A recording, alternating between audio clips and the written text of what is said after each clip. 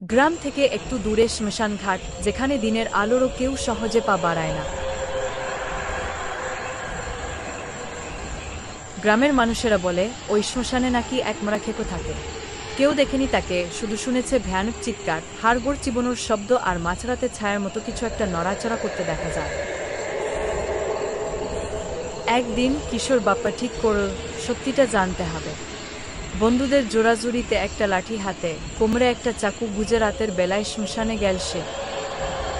শ্মশানে তখন এক মৃতদেহ পোড়ানো হচ্ছে, আর তার পাশে এক বৃদ্ধ দাঁড়িয়ে আছেন। কিন্তু হঠাৎই সেই বৃদ্ধ যেন হাওয়া হয়ে গেল, আর মৃতদেহটা। বাপ্পা চমকে দেখল দেহটা একটু একটু করে নড়ছে, তারপর ধীরে ধীরে উঠে বসল। বাপ্পার গা ঠান্ডা হয়ে গেল। সে পেছাতে চাইল, কিন্তু তার পা যেন মাটিতে আটকে গেছে। হঠাৎ মৃতদেহটা ঘাড় ঘুরিয়ে সরাসরি বাপ্পার দিকে তাকাল। চোখ দুটো গভীর কালো, যেন তাতে কোনো জীবন নেই, কিন্তু মুখের কোণে এক বিভৎস হাসি। তুই এখানে কেন? ভ্রাট কর্কশ গলায় কথা বলল লাশটা। বাপ্পার দম বন্ধ হয়ে আসছিল, কিন্তু সে সাহস করে কাঁপা কাঁপা গলায় বলল, কে কে তুমি? মরা খেকো হাসো। তুই জানিস না, আমি সেই যাকে মানুষ ভয় পায়, যে শ্মশানে অপেক্ষা করে। তাজা মাংসের গন্ধ আমার পছন্দ। এমন সময় শ্মশানের বড় বটগাছের পেছন থেকে কারো কাশির শব্দ এলো।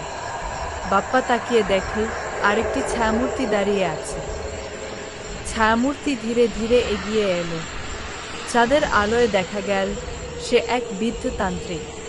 তার হাতে একটা ত্রিশূল, গলায় রুদ্রাক্ষের মালা। তান্ত্রিক গম্ভীর কণ্ঠে বলল, তোর সময় শেষ, অভিশপ্ত আত্মা। আর কাউকে ভয় দেখাতে পারবি না। মরা খেকো এক বিক চিৎকার করে আকাশের দিকে তাকিয়ে হঠাৎ ছাই হয়ে গেল। বাপ্পা তখনও জমে দাঁড়িয়ে আছে।